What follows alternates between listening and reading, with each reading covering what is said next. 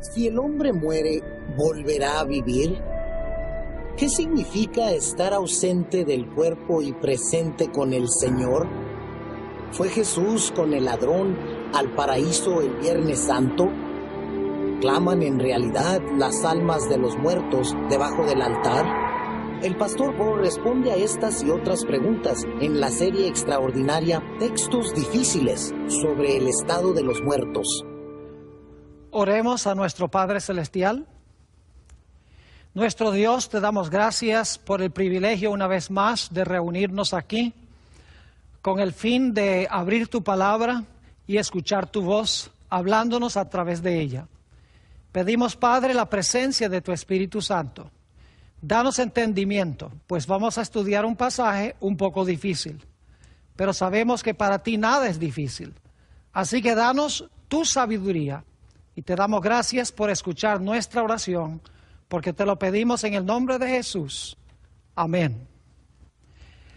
En el día de hoy vamos a estudiar un pasaje que encontramos en el libro de Apocalipsis, el capítulo 6 y los versículos 9 al 11.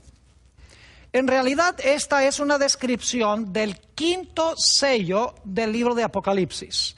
Es decir, para este tiempo han pasado 4 sellos: el caballo blanco, el caballo rojo, el caballo negro y el caballo amarillo. Estos 4 caballos representan 4 etapas de la historia de la iglesia cristiana, como veremos más adelante. Así que en Apocalipsis 6 y el versículo 9 al 11 encontramos las siguientes palabras. Cuando abrió el quinto sello, vi bajo el altar las almas de los que habían sido muertos por causa de la palabra de Dios y por el testimonio que tenían. Y clamaban a gran voz diciendo: ¿hasta cuándo, Señor, santo y verdadero, no juzgas y vengas nuestra sangre en los que moran en la tierra? Y se les dieron vestiduras blancas, y se les dijo que descansaran todavía un poco de tiempo, hasta que se completara el número de los consiervos y sus hermanos, que también habían de ser muertos como ellos. Ahora, hay varias preguntas que queremos hacernos en cuanto a este pasaje. Y las preguntas son las siguientes. En primer lugar, ¿cuándo en la historia de la iglesia cristiana se realiza esta escena que se describe en Apocalipsis 6, 9 al 11? ¿Cuándo en el curso de la historia se realiza esta escena? En segundo lugar, debemos preguntarnos cuál es el altar debajo del cual estaban estas almas, porque dice que las almas estaban debajo del altar. La pregunta es, ¿cuál altar? En tercer lugar, queremos hacernos la pregunta, ¿por qué fueron muertos estos individuos? ¿Por qué fueron muertos? En cuarto lugar, ¿por qué estaban clamando a Dios? ¿Cómo es que almas pueden clamar a Dios? Necesitamos contestar esa pregunta. Luego la pregunta, ¿qué representan las vestiduras blancas? Otra pregunta es, ¿qué significa el texto cuando dice que estas almas descansan por un periodo de tiempo? Y luego queremos hacernos la pregunta, ¿será que hay solo un grupo de mártires aquí en este pasaje o se hablará de 2 grupos de mártires? Y finalmente, ¿cuándo responderá Dios a la plegaria de estas almas debajo del altar? Es decir, ¿cuándo Dios contesta la oración de ellos? ¿Hasta cuándo no juzgas y vengas nuestra sangre sobre los que la derraman en la tierra? Así que son varias las preguntas que queremos responder en nuestro estudio de hoy. Ahora, lo primero que tenemos que hacer para entender este pasaje es ir al trasfondo del Antiguo Testamento. Porque estas ideas del altar y las almas que claman debajo del altar viene del Antiguo Testamento. Es decir, no podemos comprender este pasaje en Apocalipsis sin entender el Antiguo Testamento. Así que necesitamos regresar al libro de Génesis, el capítulo 4 y los versículos 3 y 4. Génesis, el capítulo 4 y el versículo 3 y 4.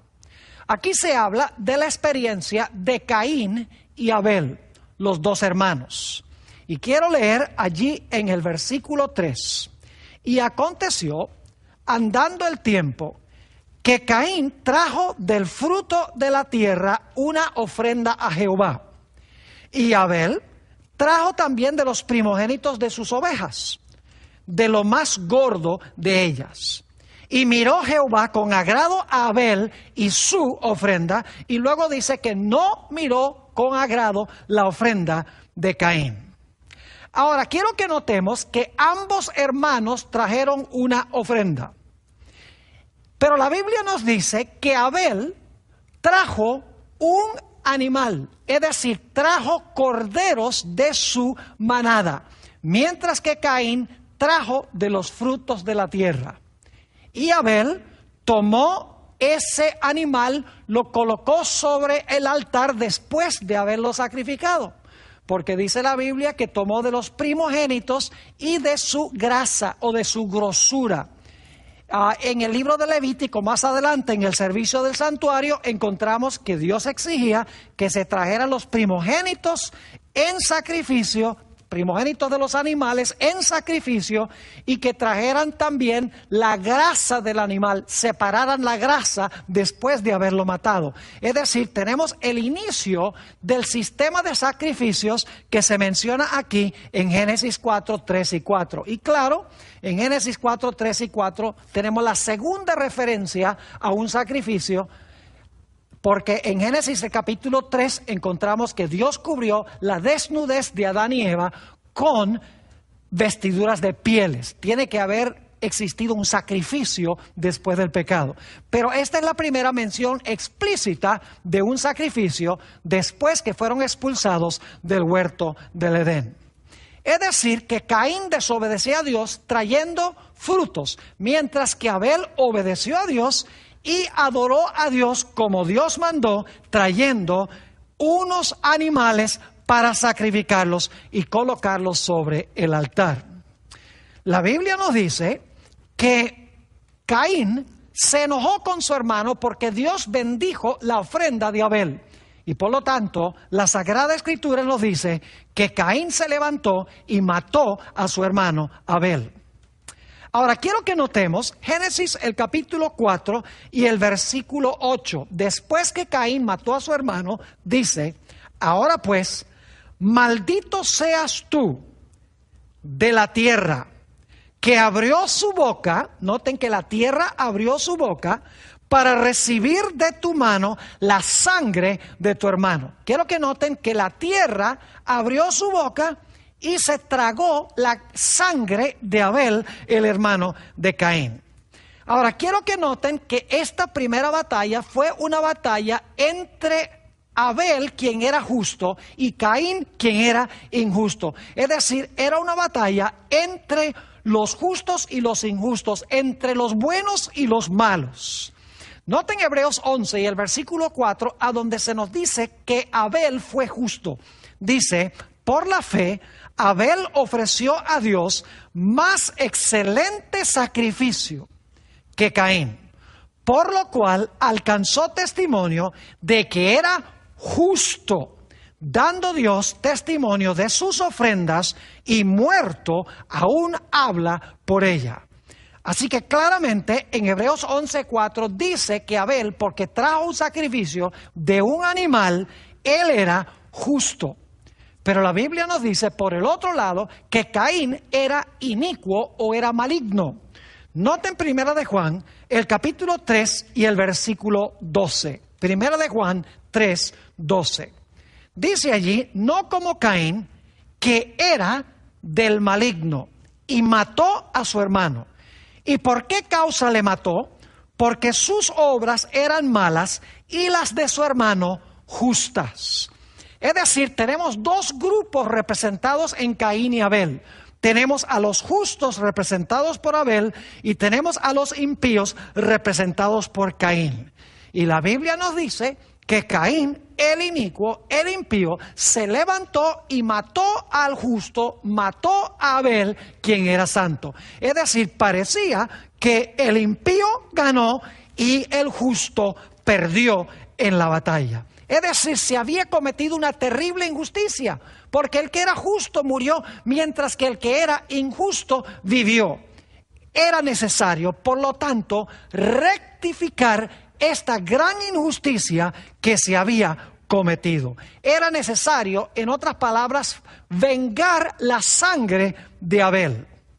En Génesis el capítulo 4 y el versículo 10, encontramos una declaración muy importante para entender el quinto sello con que empezamos nuestro estudio.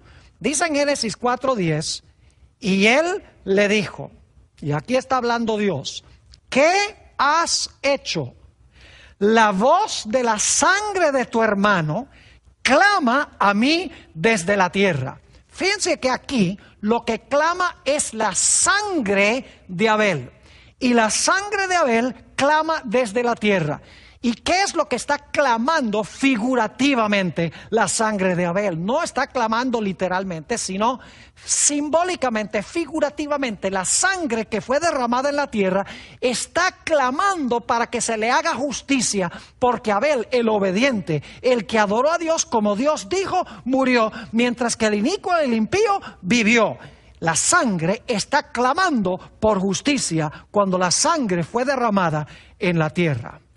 Ahora necesitamos ir a otro lugar en el Antiguo Testamento donde conseguimos un trasfondo adicional de este pasaje que encontramos en Apocalipsis el capítulo 6. Me refiero específicamente a el altar del cual se habla en el quinto sello. La pregunta clave es, ¿cuál altar es aquel de donde las almas de los degollados están clamando a Dios? Bueno, permítame decirles que en el santuario hebreo había dos altares. Había en primer lugar el altar del sacrificio que quedaba en el atrio o en el patio del santuario, y luego estaba el altar de incienso que se encontraba en el lugar santo del santuario. Ahora la pregunta clave es, ¿cuál de estos altares es el lugar de donde claman las almas de los que fueron degollados por la palabra de Dios y por el testimonio de Jesús que ellos tenían? ¿Será el altar en el atrio o será el altar de incienso en el lugar santo del santuario? En realidad, la Sagrada Escritura nos da la respuesta a esta pregunta. Quiero que vayamos al libro del Levítico, el capítulo 4 y el versículo 7.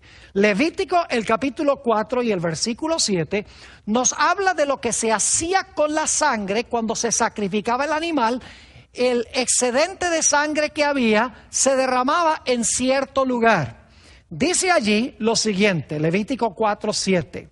Y el sacerdote pondrá de esta sangre sobre los cuernos del altar, del altar de incienso aromático que está en el tabernáculo de reunión delante de Jehová. Y luego dice, y echará el resto de la sangre del becerro, escuchen bien, al pie del altar del holocausto o el altar del sacrificio que está a la puerta del tabernáculo de reunión. Fíjense que en este versículo se mencionan dos altares, el altar de incienso y el altar del holocausto o el altar del sacrificio.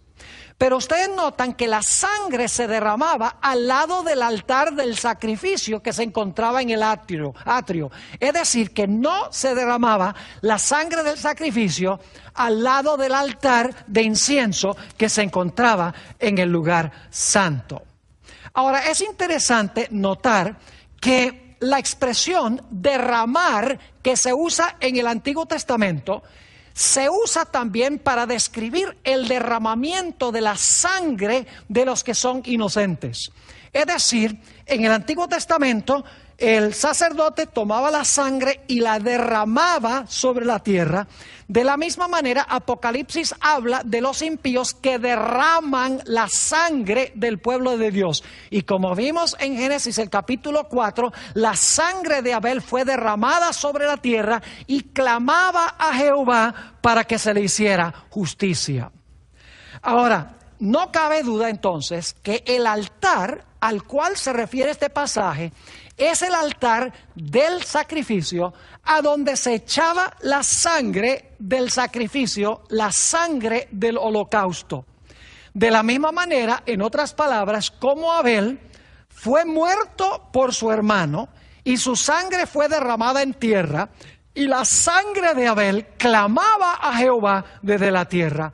De la misma manera, estos mártires, su sangre fue derramada en tierra, sangre inocente, dicho sea de paso, y esa sangre clama a Dios para que se les haga justicia.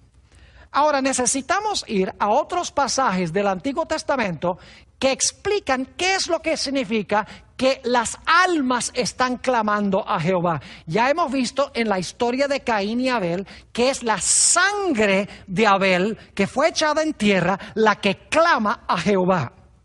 Ahora vamos a notar varios textos del Antiguo Testamento a donde se usan intercambiablemente la palabra sangre, que es la vida, y la palabra alma. Es decir, hemos estudiado anteriormente que la palabra hebrea nefesh, que se traduce a veces alma en el Antiguo Testamento, también se traduce vida o a veces se traduce también persona.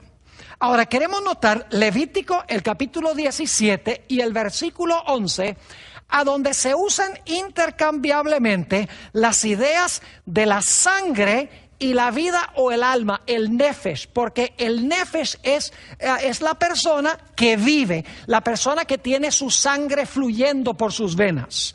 Levítico, el capítulo 17 y el versículo 11 dice lo siguiente: porque la vida, esa es la palabra nefesh, que se traduce muchas veces en el Antiguo Testamento con la palabra alma. Es decir, la vida es el alma de la persona.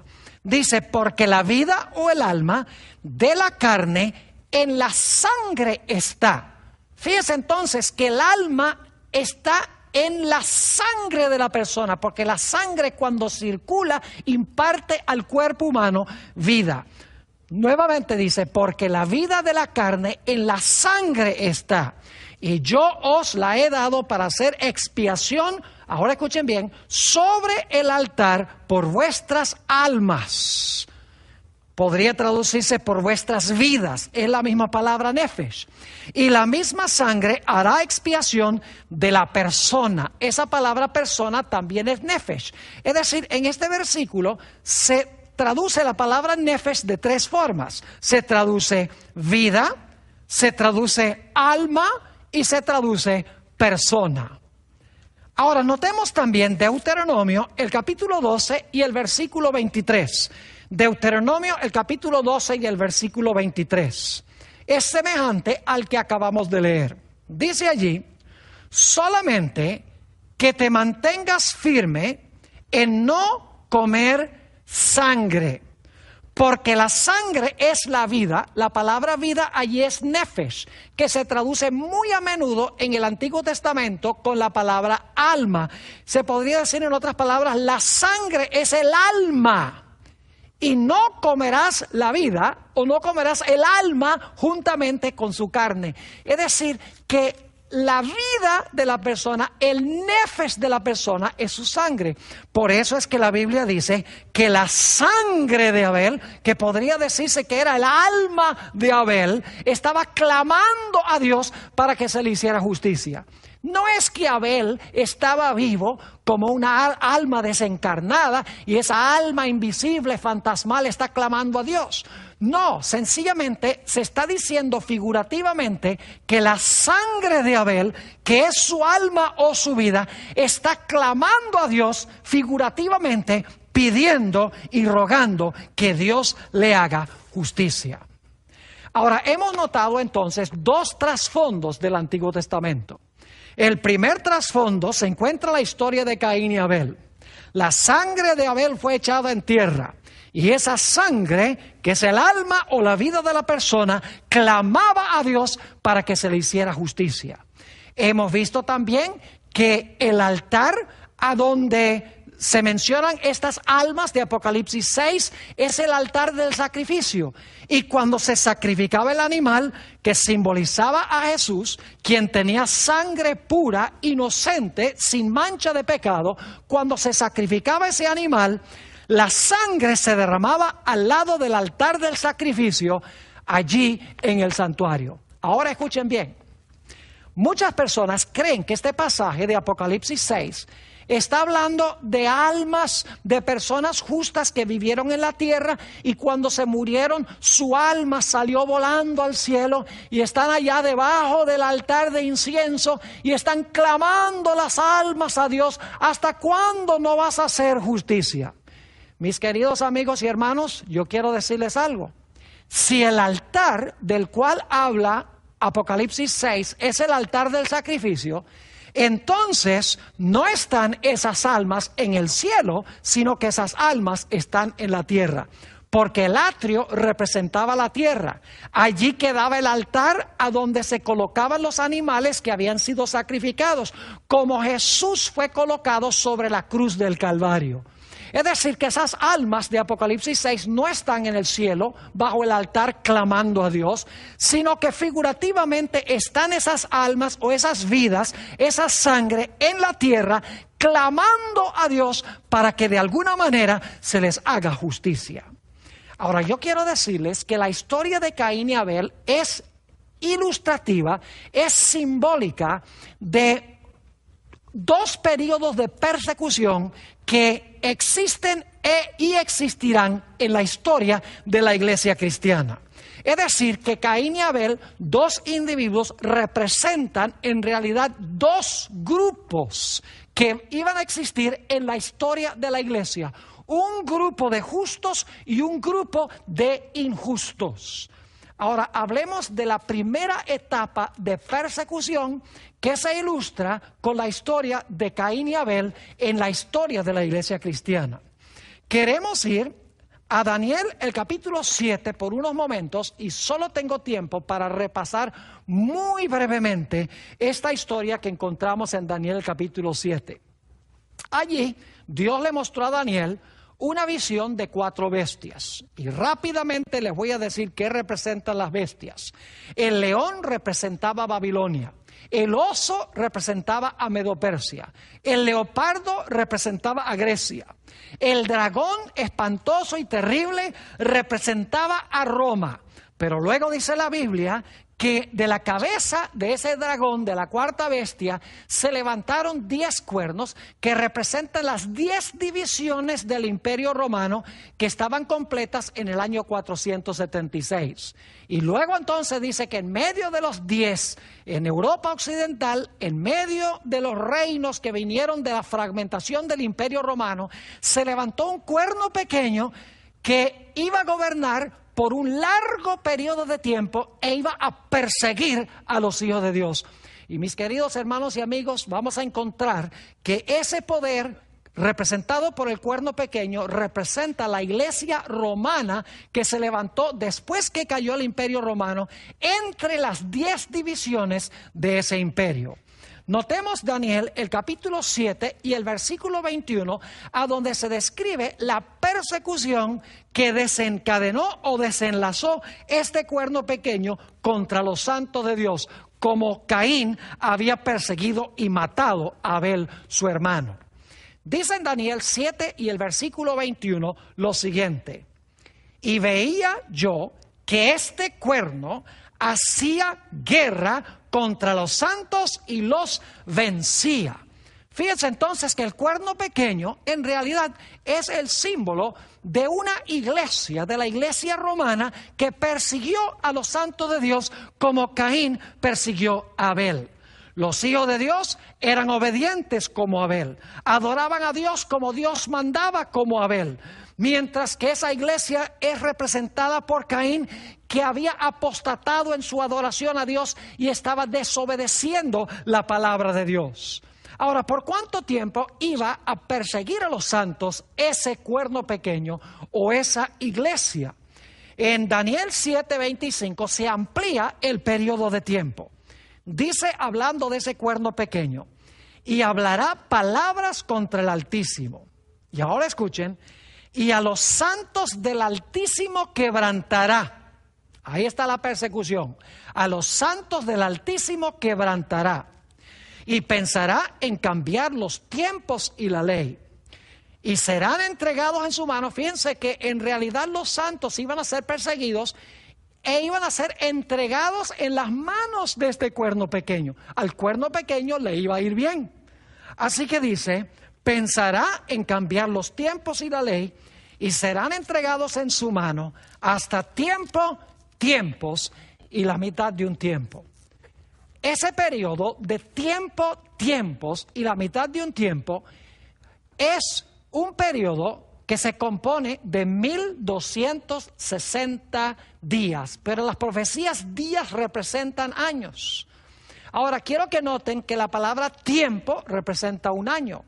Tiempos, cuando no lleva un calificativo numeral, cuando no dice 3, 4, 5 tiempos, cuando sencillamente dice tiempos, en el modo de pensar hebreo, sobre el cual se basa también el Nuevo Testamento, significa 2 tiempos. Y luego medio tiempo significa medio año. Es decir, tiempo 1 año, tiempos 2 años y medio tiempo medio año.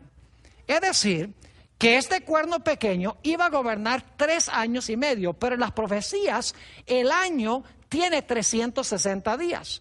Así que ustedes multiplican 1 año, que es tiempo, 360 días. Luego entonces le suman 2 tiempos más, que son 2 años, 360 días cada año, sería un total de 720. Y luego medio año, que serían 180 días.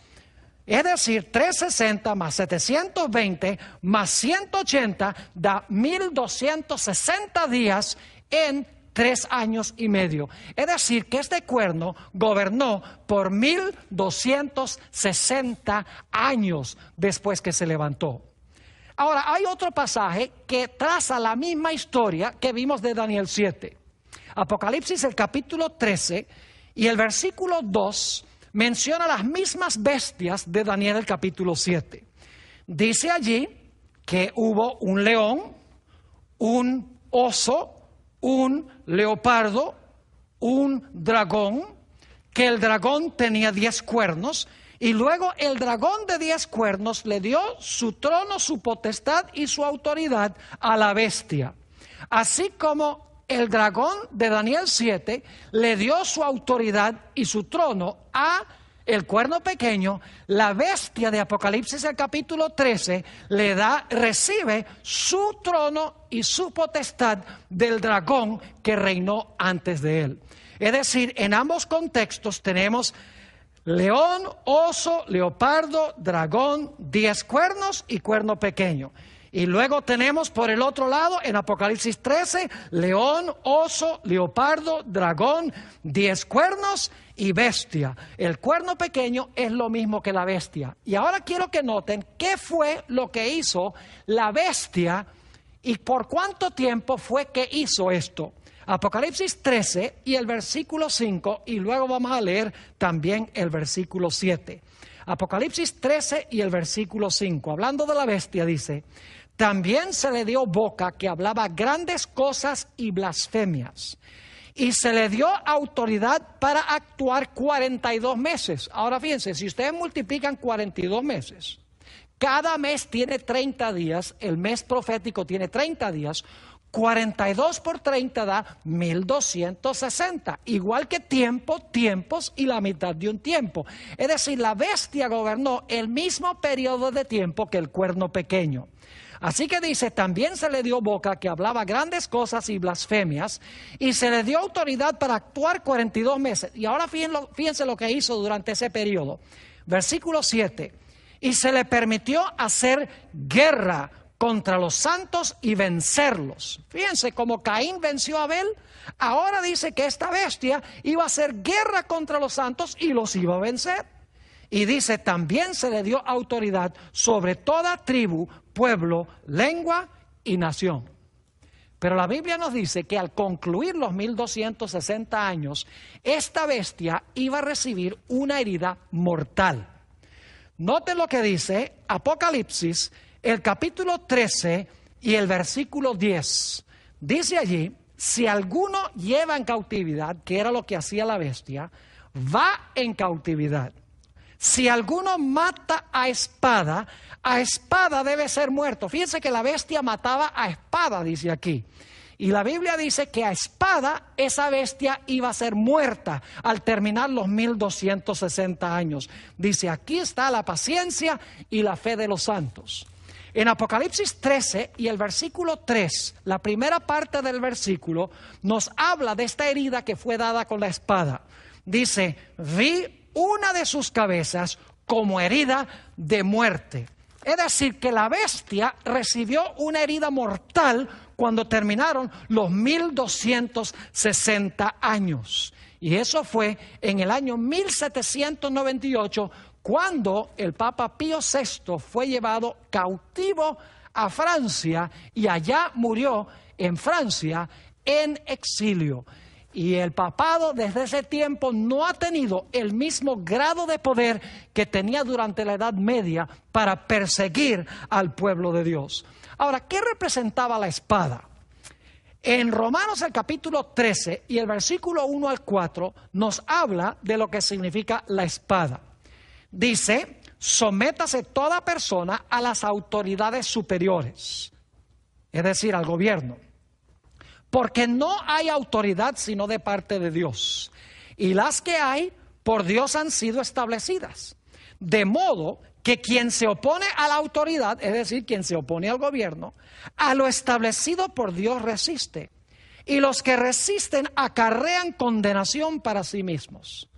Porque los magistrados, nuevamente está hablando de los dirigentes políticos, porque los magistrados no están para infundir temor al que hace bien, sino al malo.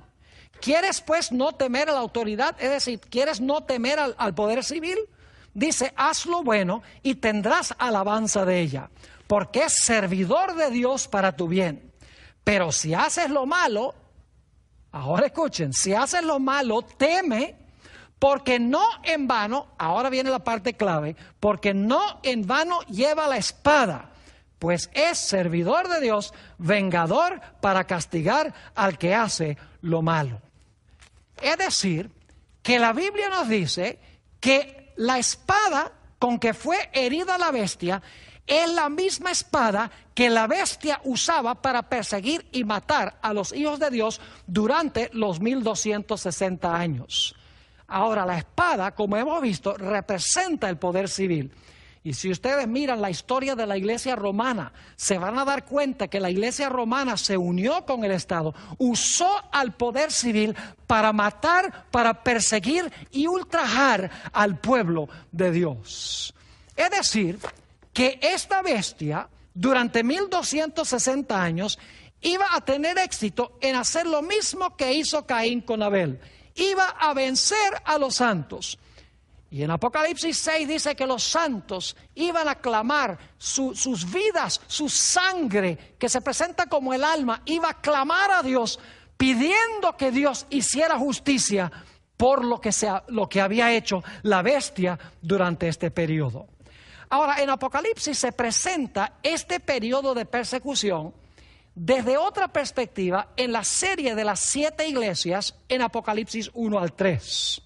Solamente puedo decirles que las 7 iglesias representan 7 etapas de la historia de la iglesia desde los días apostólicos hasta el tiempo del fin. La primera iglesia, Éfeso, representa la iglesia apostólica. La segunda iglesia, Esmirna, representa la iglesia que fue perseguida por los emperadores romanos.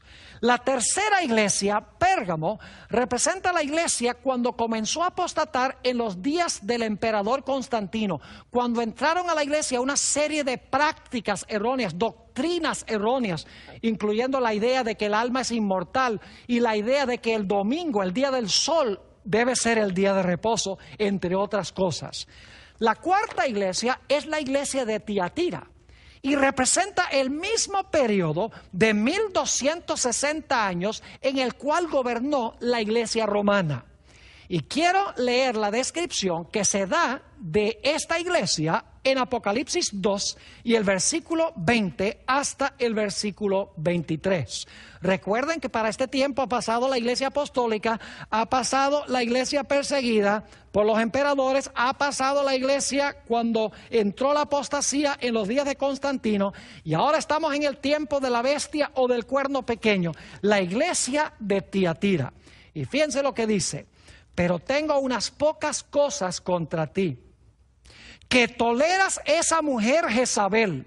Muy importante eso.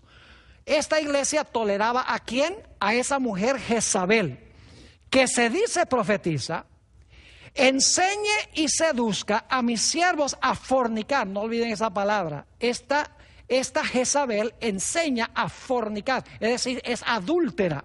A fornicar y a comer cosas sacrificadas a los ídolos, es decir, practica la idolatría y enseña la idolatría también, además de fornicar o cometer adulterio espiritual. Dice: y le he dado tiempo para que se arrepienta. Esos son los 1260 años. Dios le dio tiempo para que se arrepienta. Dice, pero no quiere arrepentirse de su fornicación. Fíjense nuevamente la idea de que es una mujer adúltera, esta Jezabel. Y luego dice, he aquí yo la arrojo en cama. Es decir, al final de este periodo Dios la iba a arrojar en cama. Algunas versiones dicen que la iba a arrojar en cama de enfermedad, porque la Biblia dice que iba a recibir una herida mortal. Así que dice, he aquí, yo la arrojo en cama y en gran tribulación a los que con ella adulteran, si no se arrepienten de las obras de ella. Y luego dice que tiene hijos, dice, y a sus hijos heriré de muerte. Es decir, tiene hijos esta ramera que hacen lo mismo que la madre. Dice, y a sus hijos heriré de muerte. Y todas las iglesias sabrán que yo soy el que escudriña la mente y el corazón, y os daré a cada uno según vuestras obras. Ahora, para entender esta Jezabel necesitamos regresar al Antiguo Testamento, porque este simbolismo de la cuarta iglesia viene de la Jezabel del Antiguo Testamento. Ya Jezabel hace mucho tiempo estaba muerta, porque ella murió en los días de Acab. Murió, en realidad la tiraron de un segundo piso y fue pisoteada por los caballos. Así que esta Jezabel es una Jezabel simbólica. La fornicación es simbólica, no es una fornicación literal. La herida mortal es una herida simbólica de muerte que recibe este sistema llamado Jezabel. Notemos algunas cosas en cuanto a Jezabel que nos va a ayudar a entender a la iglesia durante este periodo. Dice en 2 de Reyes 9:22, cuando vio Joram a Jehú, dijo, ¿hay paz, Jehú? Y él respondió, ¿qué paz? Con las fornicaciones de Jezabel, tu madre, y sus muchas hechicerías. Fíjense que era una fornicaria en el Antiguo Testamento. Estaba fornicando o adulterando con el rey de Israel en un matrimonio ilícito. Como en Apocalipsis, la ramera se entremezcla con los reyes de la tierra en una relación ilegítima. En 1 de Reyes 18:4 se dice también que esta mujer era una asesina. Dice, porque cuando Jezabel destruía a los profetas de Jehová, Abdías tomó a 100 profetas y los escondió de 50 en 50 en cuevas y los sustentó con pan y con agua. Así que así, fíjense, Jezabel era hechicera, estaba fornicando con el poder político, estaba fornicando con el rey. Dios dice que destruía Jezabel a los justos, a los profetas de Jehová.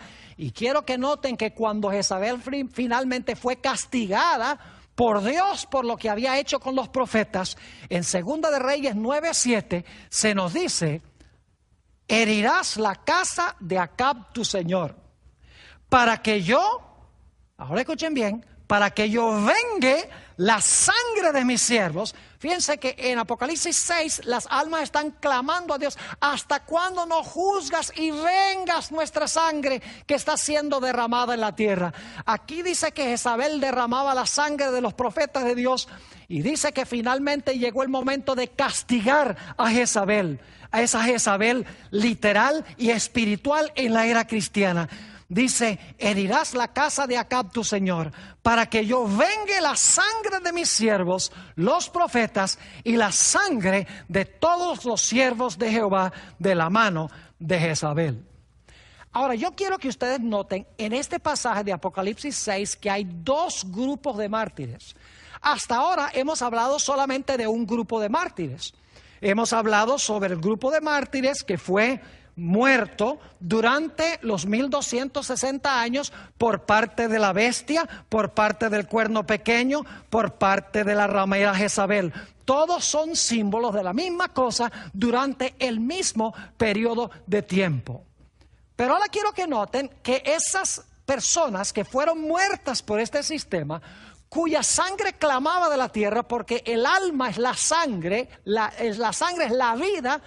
Alma y vida significan lo mismo según hemos estudiado. Estaban clamando a Dios, y luego Dios les dijo algo a este primer grupo de mártires. Apocalipsis 6 y el versículo 11. Y se les dieron vestiduras blancas. Dentro de unos momentos vamos a hablar qué son esas vestiduras blancas.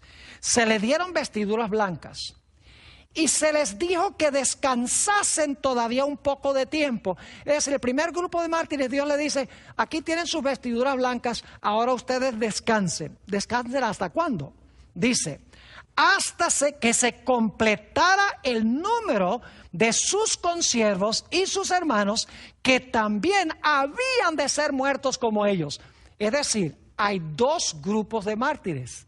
El primer grupo muere durante los 1260 años y claman a Dios, la sangre clama a Dios por justicia, y Dios les dice: tranquilos, ustedes tienen sus vestiduras blancas, reposen o descansen hasta que el segundo grupo de mártires se complete, hasta que muera el segundo grupo de mártires, y entonces voy a vengar la sangre de ustedes y voy a recompensar a los que han derramado su sangre en la tierra.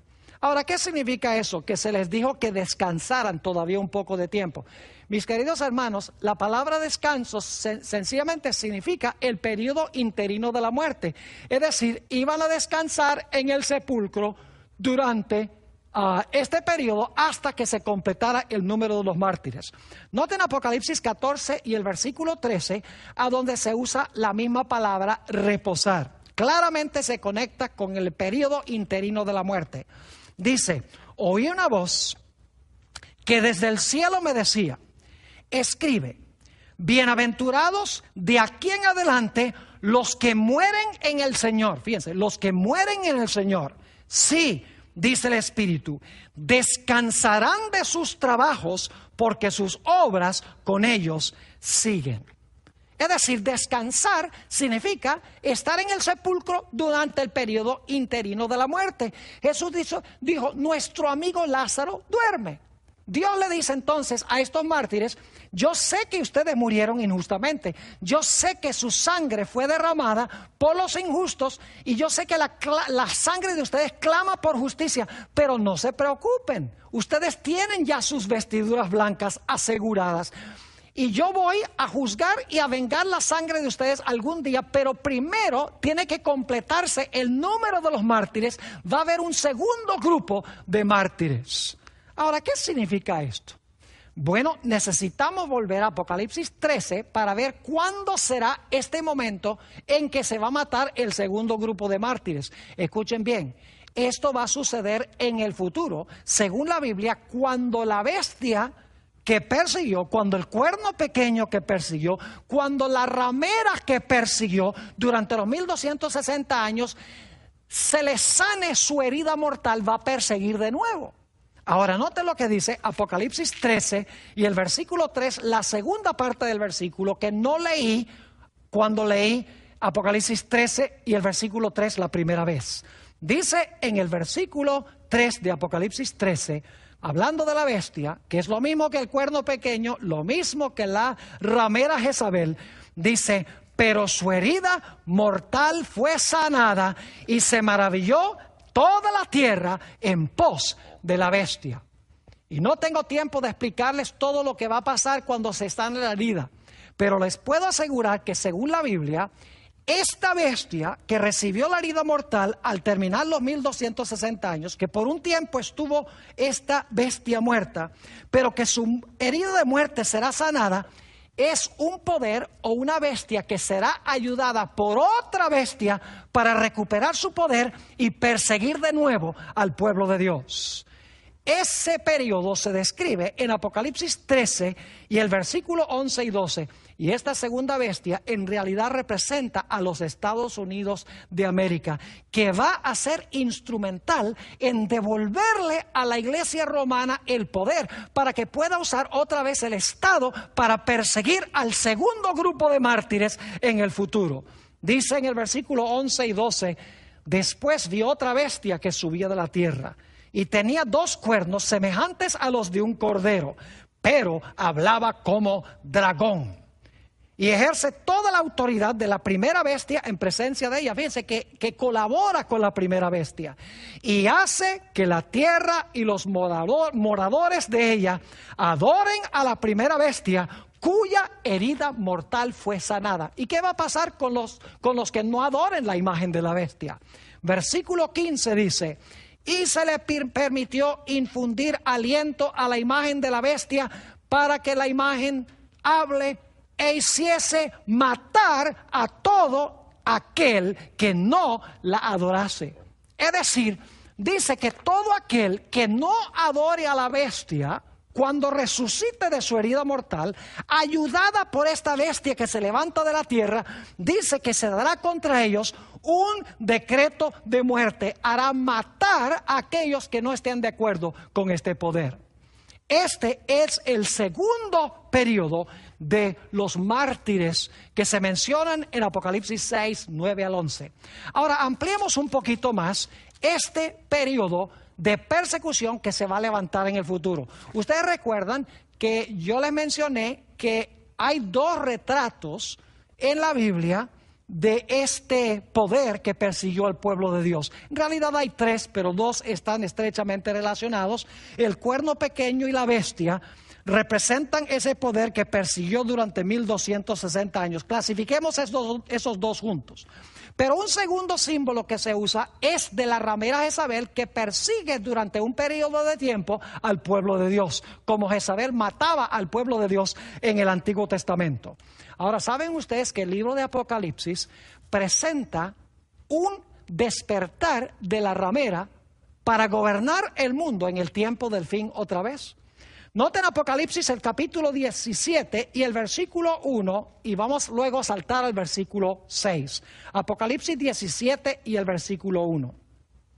Vino entonces uno de los 7 ángeles que tenían las 7 copas y habló conmigo diciéndome: ven acá y te mostraré la sentencia contra la gran ramera, la que está sentada sobre muchas aguas.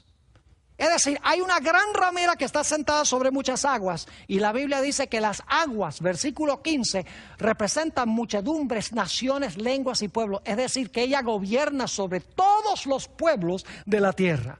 Y vamos a saltar al versículo 6 para que ustedes vean que cuando esta mujer resucite de su cama de muerte, como vimos en Apocalipsis el capítulo 2, nuevamente va a derramar la sangre de los hijos de Dios. Esta será la segunda etapa de los mártires.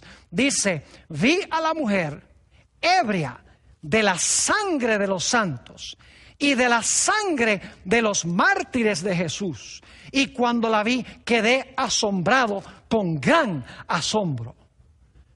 Y la Biblia nos dice que como resultado de esto, las almas debajo del altar van a clamar: ¿hasta cuándo, Señor, no juzgas y vengas nuestra sangre de los que la derraman en la tierra? Y escuchen bien, la Biblia dice que cuando llegue el momento de las 7 postreras plagas, ese será el momento en que Dios juzgará a la gran ramera y vengará la sangre de aquellos mártires que murieron durante los 1260 años y los mártires que van a morir al final de la historia antes que caigan las plagas. Es más, Apocalipsis 16 y el versículo 5 y el versículo 6 está hablando aquí de la segunda plaga. Dice, y oí al ángel de las aguas que decía, justo eres tú. Recuerdan que en Apocalipsis 6 dijeron, ¿hasta cuándo, Señor, justo y verdadero? Aquí dicen estos mártires, dice, y vi al ángel de las aguas que decía, justo eres tú, oh Señor, el que eras y que eres el santo, porque has juzgado. Recuerdan que las almas clamaban, ¿hasta cuándo no juzgas y vengas? Ahora en la segunda plaga Dios está juzgando y vengando. Dice nuevamente, porque has juzgado estas cosas, por cuanto derramaron la sangre de los santos y de los profetas, también tú les has dado a beber sangre, pues lo merecen. Y es más, Apocalipsis habla de una gran muchedumbre en el cielo. Obviamente, aquellos que fueron muertos en las 2 etapas resucitaron, porque la Biblia nos dice que en el cielo eventualmente van a cantar, y fíjense lo que van a cantar. Apocalipsis 19 y el versículo 1 y 2. Después de esto, oí una gran voz de multitud en el cielo que decía, aleluya, salvación y honra y gloria y poder son del Señor Dios nuestro. Ahora escuchen, porque sus juicios son justos, son verdaderos y justos. Recuerdan que las almas clamaron, ¿hasta cuándo, Señor, verdadero y justo? Aquí estos santos claman ahora porque sus juicios son verdaderos y justos. Y ahora escuchen, porque ha juzgado a la gran ramera, que ha corrompido a la tierra con su fornicación y ha vengado. Recuerda que en Apocalipsis 6 las almas clamaban, ¿hasta cuándo no juzgas y vengas? Ahora dice, por cuanto derramaron la sangre de los santos y de los profetas, también tú les has dado a beber sangre porque lo merecen. Eso es Apocalipsis 16 y el versículo 6. Volviendo al 19 y el versículo 1 y 2 dice, después de eso oí una gran voz de multitud en el cielo que decía, aleluya, salvación y honra y gloria y poder son del Señor Dios nuestro, porque sus juicios son verdaderos y justos, pues ha juzgado a la gran ramera, fíjense, que ha corrompido a la tierra con su fornicación y ha vengado la sangre de sus siervos de la mano de ella. Y luego saben que la Biblia dice que esos que estaban debajo del altar, que simbólicamente no están allí las almas desencarnadas, sino que la sangre de estos está clamando que se les haga justicia, van a cantar en el cielo que Dios ha juzgado y Dios ha vengado. Y luego la Biblia dice que ellos llegarán a ser los jueces de los que los oprimieron y los mataron. ¿Dónde dice la Biblia tal cosa? Apocalipsis 20 y el versículo 4 dice, y vi tronos, y se sentaron sobre ellos los que recibieron la facultad de juzgar. Y vi las almas de los decapitados por causa del testimonio de Jesús y por la palabra de Dios, la misma expresión de los que estaban clamando debajo del altar. Pero ahora fíjense que las almas de los decapitados ahora van a clamar no su sangre estando muertos, sino que ahora van a juzgar a los que los oprimían y mataban. Sigue diciendo, y vi tronos y se sentaron sobre ellos los que recibieron la facultad de juzgar. Y vi las almas de los decapitados por causa del testimonio de Jesús y por la palabra de Dios, los que no habían adorado a la bestia ni a su imagen y que no recibieron la marca en sus frentes ni en sus manos, dice, y vivieron y reinaron con Cristo 1000 años. Fíjense que ya no van a estar muertos, sino que van a estar vivos, van a reinar con Jesús 1000 años. Y se les va a dar, según la Biblia, durante esos 1000 años, la facultad de juzgar. Ahora, quiero que noten, para terminar nuestro tema, que estos mártires, tanto los que murieron durante los 1260 años, como los que morirán al final de la historia, antes que caigan las plagas, la Biblia nos dice que Dios les da vestiduras blancas. Ahora escuchen bien, eso no significa que Dios le da a un alma desencarnada, a un fantasma, una vestidura blanca para ponerse. Esto es lenguaje figurativo. Es decir, cuando Dios abre los libros, y esto lo hemos estudiado antes, cuando Dios abre los libros y examina sus casos y ve que ellos eran justos y que los que los mataron eran injustos, entonces Dios va a reversar el juicio que se hizo en la tierra y va a decir: estos merecen la salvación porque estos tenían la justicia de Cristo Jesús. Es decir, se les garantizan sus vestiduras blancas en el juicio, examinando sus casos, y luego entonces Dios dice: descansen ustedes un tiempo hasta que se complete el grupo de los mártires, y entonces yo voy a juzgar y a vengar la sangre de ustedes sobre la ramera en las plagas, y cuando yo venga, ustedes van a cantar su victoria en el cielo, y entonces por 1000 años se van a sentar a juzgar a los que los oprimieron. Eso es lo que está enseñando este pasaje. Ahora permítame darles un ejemplo. El Señor Jesucristo una vez dio una parábola de una fiesta de bodas, a donde el dueño de la fiesta de bodas repartió mantos antes de la fiesta, para que los huéspedes llegaran en el manto especial que él había provisto. Y la Biblia nos dice que todos llegaron allí con sus mantos, pero llegó un hombre con vestimenta común que no se puso el manto.